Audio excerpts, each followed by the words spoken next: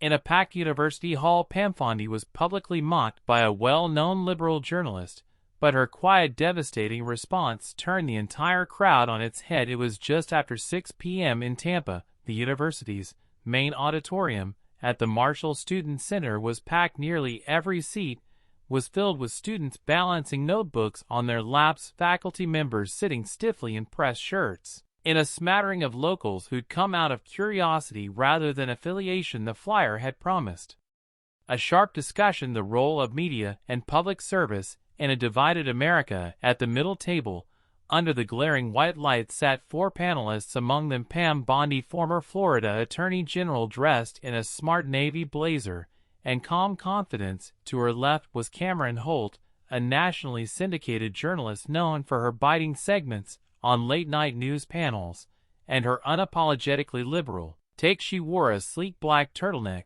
and a barely there smirk. The moderator, Professor Brent Holloway, stood to introduce the guests. His tone was diplomatic, trying hard not to favor one side over the other. The discussion was supposed to last 90 minutes, part debate, part Q&A, and hopefully, according to the university's PR team, an opportunity for mutual understanding. At first, it all went according to plan. The speakers answered questions about press duty, freedom of expression, and how to reestablish trust in organizations. Cameron talked passionately about the importance of keeping public officials accountable, whereas Bondi spoke firmly about due process and avoiding jumping to judgment in the court of public opinion. The audience listened intently. Phones stayed mostly down. That was rare, but the mood began to shift about halfway through. A student asked how politicians and media figures alike could better model respect for young people watching at home. It was a broad, open-ended question, but it gave Cameron an opening. She leaned near the microphone and, without even glancing at Bondi, spoke with a hard smile. But maybe not by defending failed administrations and advertising your look more than your record. A few people in the room giggled, some gasped, others just looked down, suddenly confused whether this was still a panel or the beginning of a very public takedown. Pam didn't react right away. She kept her eyes on the moderator, who had frozen for just a second, maybe hoping someone would change the subject, maybe hoping Cameron would walk it back. She didn't. Cameron doubled down. I mean, when your biggest headline in recent years is about a TV appearance instead of policy reform, that says something, doesn't it? Now, the laughter wasn't nervous. It was more certain, emboldened. The crowd had started picking sides. Pam finally moved. She reached for her water, took a little sip, and leaned forward slightly, her hands clenched together. She hadn't said a word yet, but somehow the attention had gone back to her. The moderator cleared his throat. Miss Bondi, would you like to react? She waited a beat, like she was selecting which part of that statement to answer, or whether to answer at all. The silence felt longer than it was, but Cameron wasn't finished, and what followed next shifted the vibe in the entire room. Cameron shifted in her chair like she was getting ready for round 2. She crossed one leg over the other, turned slightly toward the crowd, and stated with a grin that just hit her intent look, I understand it. Rebranding is a smart move. Politics doesn't always age well, but if we're going to talk about public service, let's not pretend looking polished on cable news is the same as having a legacy. The words hung there, loud, clear, sharp. This time, there were no gasps, just silence, the kind that sneaks into a room right before something breaks. A few students turned to each other with raised eyebrows. One professor in the second row scribbled something down, probably a note for class. Even the moderator looked uncomfortable now. Pam still hadn't responded. Cameron stared across, not just with challenge, but with expectation. She was waiting for a slip, a snap, anything she could run with, something spectacular enough to trend before the panel even ended. Pam shifted slightly in her seat, her face neutral. She didn't frown, didn't flinch, just looked up and calmly met Cameron's eyes. I'm sorry, she said, her voice soft but firm. Was there a question in that? The room stirred. A low, scattered laugh emerged, not mocking but surprised, the kind of reaction people give when someone decides not to play the game everyone else is expecting. But Cameron wasn't done poking. I'm just saying, she replied, pressing forward with that same smirk. When people think of you, they remember a public figure who defended some of the most controversial political stances in recent memory. They remember the glossy interviews, not the courtroom wins. That's worth pointing out. Pam turned slightly, facing the moderator, her expression steady. I've always welcomed disagreement, she said, but personal attacks aren't conversation, they're noise. Cameron raised both brows. Oh, come on, Pam, if you're going to serve the public, you should be able to take the heat. Or are we calling everything personal now? There, it was the bait, but Pam didn't bite. I've taken plenty of heat, she replied, voice even some fair, some not, that comes with the job, but I don't believe in tearing people down just to get a few claps from a room. It didn't get applause, not yet, but it landed. There was a noticeable shift in the air, not dramatic, just still. Cameron's smile faltered for the first time. She looked like she was about to respond, but the moderator quickly intervened. Let's open this next question to the full panel, he said, fumbling with the index cards in front of him, but the question never got read. A student toward the back stood up without waiting for the mic. Actually, I'd like to hear more from Miss Bondi, she said. How do you respond when you're criticized like that? Not just tonight, but in general. A pause. Pam glanced toward the voice. The student couldn't have been older than 20. Slacks, oversized sweatshirt, arms crossed firmly, the way students sit when they are both anxious and fed up. Pam nodded once. I'd be glad to answer that, she said, standing slowly from her seat. And just like that, the dynamics shifted. She hadn't raised her voice. She hadn't insulted anyone. But suddenly all eyes were on her. The room leaned forward, not out of excitement, but curiosity. Everyone wanted to know what she was about to say. But instead of biting back, Pam did something no one in the room saw coming. Pam moved onto the podium with a kind of quiet certainty that didn't ask for attention. It simply earned it. No dramatic gestures, no expression of irritation, just calm, measured steps, like she had nothing to prove and everything to say. She adjusted the microphone with one hand and glanced toward the back of the room, as if she were speaking to someone beyond the stage, maybe even beyond the walls of that university. I spent years in courtrooms, she began, years sitting across from people who did things most of you will hopefully never have to see or understand. I've had to look victims in the eye at kids' moms, retirees, and tell them I do everything in my power to fight for them. And then I had to actually do it. No one made a sound. Even Cameron looked unsure of where this was going. Pam continued, her tone steady.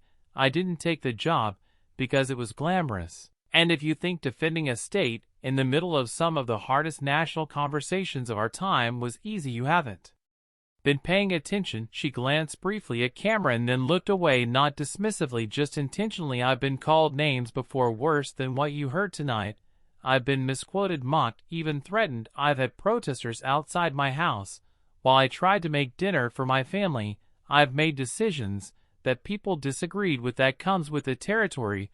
She paused, letting the weight of those words settle. But what I've never done, she said, her voice tightening just slightly, is use a public stage to belittle another woman's looks or question their worth in front of a crowd who just came to learn. A hush swept over the room, like a sudden drop in temperature. I'm not asking you to agree with me. You don't have to like my politics. You don't have to like me. That's your right. But don't mix disagreement with rudeness. The stillness stretched longer now. Pam swapped gears. Some of you are going to leave this school and enter fields where people will push you, challenge you, even humiliate you. You will be tempted to respond with sarcasm, with venom, with cheap shots that earn you applause, but lose you credibility. Her eyes sweep the crowd. I'm telling you now, avoid the impulse. She let the quiet breathe again before pulling back from the mic just enough to talk without it, because your voice doesn't have to be the loudest to be heard. A few claps broke out from the back, then more. Within seconds it rolled across the auditorium, not like a wave, but like a ripple that grabbed momentum and couldn't be stopped. Cameron didn't move. Her face was blank, not angry, not amused, just still. Pam stepped away from the podium and returned to her seat without a glance toward the crowd. No smile, no gotcha moment. She just sat down and crossed her legs as if nothing unusual had happened. The moderator blinked, fumbled for the next question, but no one was really listening to him now. All eyes were still on Pam. But it was what she said next that turned silent disbelief into stunned respect. The applause had faded, but the feeling lingered, not like excitement, more like the weight of a moment sinking in, the kind that doesn't need to be explained because everybody feels it at the same time. Pam sat seated, hands folded neatly on the table. The panel was technically still underway, but the debate had switched not only in topic, but in tone. Even the students, who'd been partly browsing on their phones earlier were now sitting up alert like they didn't want to miss anything. Cameron glanced toward the moderator, clearly waiting for him to move things along, but he didn't. The room didn't want more cards or curated prompts. They wanted something real, so Pam gave it to them without being asked. She leaned toward her mic again, her voice quieter this time. "You know," she said, "when I was in office, I handled a case involving a 15-year-old girl who had been trafficked for nearly 2 years. She was taken by someone who promised her opportunity, someone who looked her in the eye and lied. You could have heard a pin drop. I met her the day after the trial ended. We sat in this sterile beige interview room, and she looked at me like I was just another adult with empty words. She didn't trust anyone. And why should she? Everyone who claimed to care had used her." Pam's voice didn't crack, she didn't get teary, but there was a softness now, the kind that comes from having lived something instead of just reading about it. "I didn't talk to her about politics. I didn't ask her who she voted for. I sat with her, I listened, and when she asked me why I took her situation seriously when others didn't, I told her something simple. I said, because you matter, even if no one ever told you that." Before the stillness got thicker, a few students shuffled in their seats. One female in the front row blinked hard and brought her sleeve up to wipe her face. Pam continued, "She started crying, not because of what happened to her. She was used to that pain. She cried because someone had finally treated her like she was worth fighting for. Now, the crowd wasn't just listening, they were locked in." "You can question my record," Pam said, eyes flicking briefly toward Cameron again, "but don't question my reasons. I didn't take this path because it was easy. I took it because, like that girl, I needed someone to fight for me once, and now I do it for others." Her voice was low but steady. "That's not a headline. That's not a talking point. That's a life." And for a second, even Cameron didn't have a comeback. The moderator cleared his throat again, trying to find a way to transition. But before he could speak, a young man in a vintage FSU sweatshirt raised his hand. "Excuse me," he said a little hesitantly. "I came here tonight thinking I wouldn't agree with a single word you said, and politically, I still don't, but that story that mattered." Pam gave him a small nod. "Thank you. That means more than you know." More hands started going up, not to challenge, not to argue, just to ask. They weren't there for sides anymore. They were there for understanding. Cameron sat still, her fingers lightly tapping her armrest. She looked toward the exit, then back to the panel. For the first time that evening, she looked unsure, and right when it seemed she was done, Pam dropped one final line that nobody will forget. Pam leaned slightly forward, her hands still resting calmly in front of her. She looked toward the back of the auditorium, then slowly swept her gaze across the entire room, not as a politician trying to score a point, but as someone who had nothing to prove and everything to offer. She paused, and then she said it. "If we keep turning disagreement into a weapon, we'll lose the very thing that holds a society together, respect." She didn't raise her voice. She didn't dramatize it. She just said it like a fact, one that had been sitting quietly in the corner all night, waiting for someone brave enough to say it out loud. The moderator stopped flipping through his cards. Cameron gazed down at her notepad, but her pen wasn't moving. In the third row, a middle-aged man with a Bucks hat leaned forward like he just heard something he wasn't expecting. Behind him, a young woman whispered to her friend, "That's actually true, though." Pam kept speaking, not to fill the silence, but to make it count. "It's easy to mock, it's harder to listen. And if we're honest, most of us are tired not of each other's ideas, but of the way we talk to each other about them." That one hit too. A few people started clapping, at first just polite, but then it spread slow and steady like a ripple that wouldn't stop. It wasn't thunderous, it wasn't performative, it was real. Even some who had laughed earlier now joined in. Cameron didn't clap, but she didn't speak either. She looked straight ahead, her expression unreadable. Pam gave a small appreciative smile, not smug, not self-satisfied, just grounded. Then she sat back down, and the strange thing was no one rushed to speak after that. Not the moderator, not the other panelists. Everyone seemed to know that the moment didn't need to be followed. It needed to breathe. Finally, the moderator cleared his throat and said, "Thank you, Miss Bondi. That was impactful." He looked toward Cameron, clearly offering her a chance to respond, but she just shook her head lightly, not in dismissal, more like someone who realized the energy in the room had shifted, and she was no longer in control of it. After a pause, the moderator tried to salvage the format. Let's take a few more questions before we wrap up, but the audience wasn't done thinking about what they just heard. A student near the back, a tall guy in a gray hoodie, raised his hand. I didn't come here expecting to feel anything, he said, standing without waiting for a mic. I assumed it'd be another political dispute, but I don't know that hit different. Others in the audience mumbled in agreement. Pam nodded. I guess we all want something better, we just don't always know how to get there without ripping one another apart first. That line didn't make people applaud, it made them sit still because they realized it was true. Cameron eventually spoke. Her voice was calm, careful. Well, she remarked, if nothing else, you've learned the art of silence. Pam turned to her with no hatred in her eyes. Silence only feels loud when it follows noise. And there it was, the last word. No mic drop, no cheers, simply truth. But it wasn't the clapping that made the clip go viral, it was who shared it first. Shared. The session ended 10 minutes later, but no one ran for the exits. Kids crowded around in tiny clusters, chatting in hushed tones. Some debated what had happened, while others simply stood quietly like they were still trying to digest it. Pam didn't linger. She shook a few hands, gave a little word of appreciation to the event organizers, and left smoothly via the side entrance with 2 assistants. No press conference, no selfies, just a quiet exit. Yet the real storm was just beginning. By the next morning, a grainy tape of Pam's statements had already made its way online. It wasn't even professionally filmed, just someone's iPhone video. From the 5th row, the title was simple: Pam Bondi just taught a master class in class. At first, it was just a few hundred shares, then a few thousand. Then came the retweets, not just from her supporters, but from people who'd never spoken positively about her before. A progressive podcast host from Oregon wrote, I don't agree with her on almost anything, but this was Grace under fire. A student journalist from Miami posted, I was in that room. I went in thinking one thing, I left rethinking a lot more.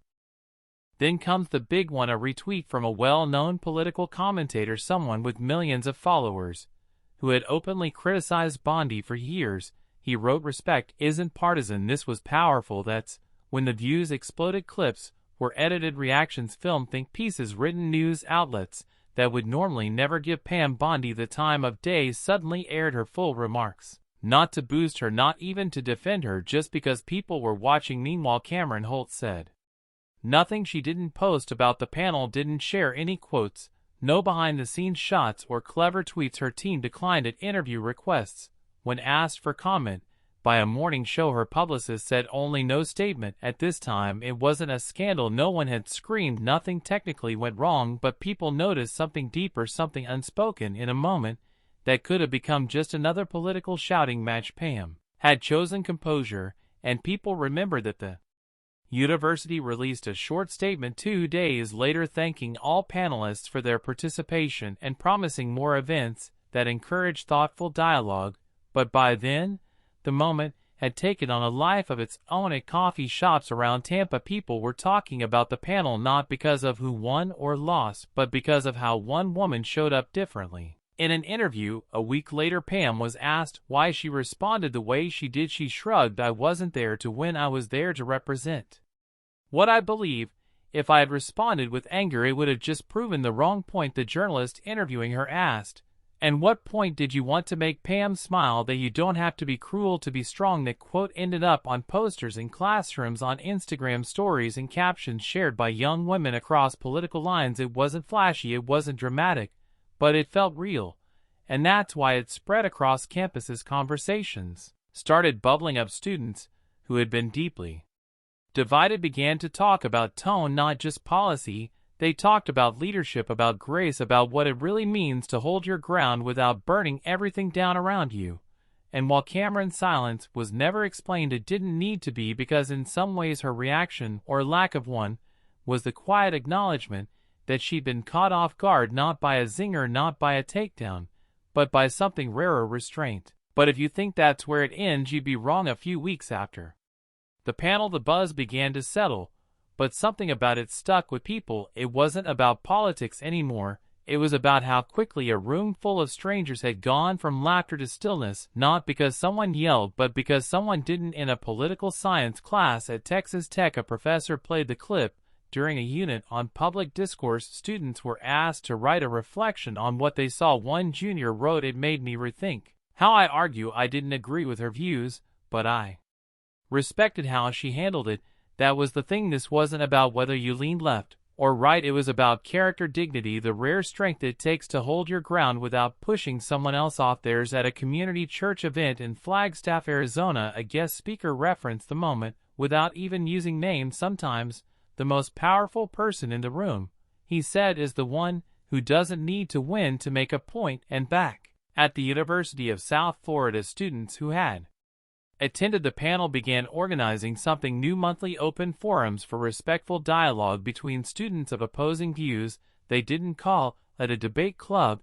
They didn't make it about scoring points. They called it the bridge room, because that's what they wanted to build. None of that had been Bambi's plan, but she heard about it, and one afternoon, sitting in her office overlooking the bay, she got an envelope in the mail. No return address, just a folded note card inside. On it, in handwriting that looked young and a little messy, were 5 words: "Thanks for not punching back." There was no signature. She kept the card not because it was about her, but because it reminded her that people are always watching, not just what you say, but how you say it, not just the stand you take, but the way you carry yourself while taking it. We live in a time where outrage spreads faster than truth, where shouting matches rack up more views than thoughtful moments. But now and then someone comes along who flips the script, not by fighting louder, but by refusing to fight dirty. That's what happened in that auditorium. It wasn't about who had the sharpest comeback or the strongest applause line. It was about restraint, about the idea that you don't have to humiliate someone to disagree with them, that you don't have to defend yourself by attacking someone else. Pam Bondi's story reminded people of that, and maybe, just maybe, it gave others the courage to try it too. Because at the end of the day, most people aren't looking for perfection.